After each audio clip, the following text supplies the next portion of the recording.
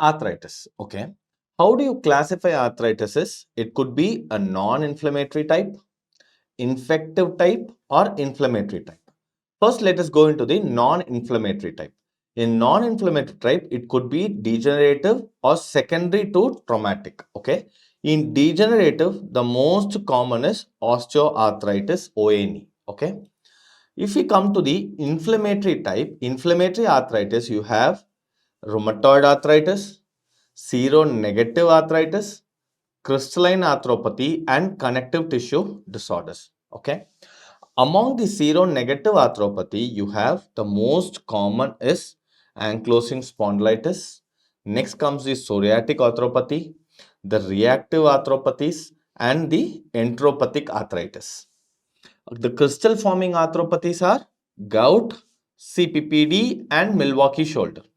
Among the connective tissues, you have SLEs and Sjogren's syndrome. Okay, rheumatoid and SLEs and Sjogren's syndrome. Now let us look into each one by one. Okay, first is the osteoarthritis. Okay, this is the most common type of arthritis. The disease, it is a disease of the cartilage. Clinically, you have pain on movement, crepitus will be there, and decreased ROM. The most common muscle involved is the quadriceps. Among the quadriceps, the most part of quadriceps which is affected is VMO, vastus medialis. Okay, so this is the important factor for producing genu varum. Okay, varus deformity in the knee.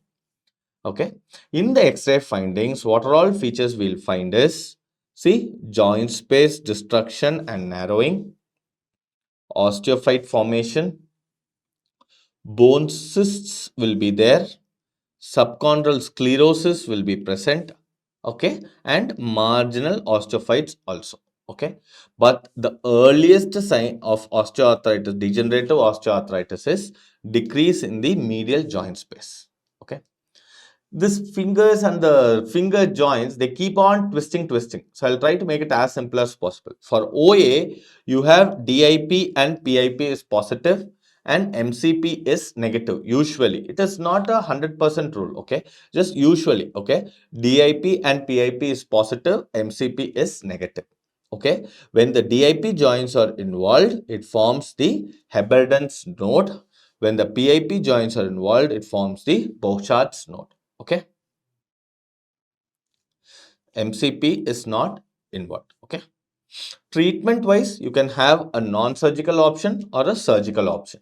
What are all the things present in non-surgical options are weight loss, physio can be tried, braces can be given, different courses of NSAIDs can be tried, cartilage supplements, and lubricants.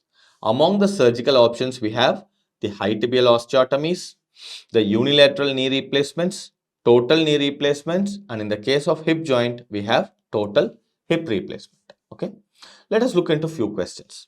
A 67-year-old male golfer presents with right hip pain of 3 years duration, which has persisted despite daily oral anti-inflammatory medications and physical therapy. Okay, he has tried conservative therapy, but still pain is there. He wishes to compete in a recreational golf tournament, so he is highly active. Which treatment modality would offer the most reliable function? So what is the condition we see? See, complete destruction of the joint. Both femoral head and acetabulum are involved. We'll have to do a total hip replacement. So for him, the option is corticosteroid injection, won't work. Hyaluronic acid won't work. Hip resurfacing, not going to work. Cemented hemiarthroplasty, no. He is having increased work demand. So we'll have to do a cementless total hip arthroplasty is the treatment of choice. Okay. Next question. Which of the characteristic change in cartilage is involved in moderate osteoarthritis?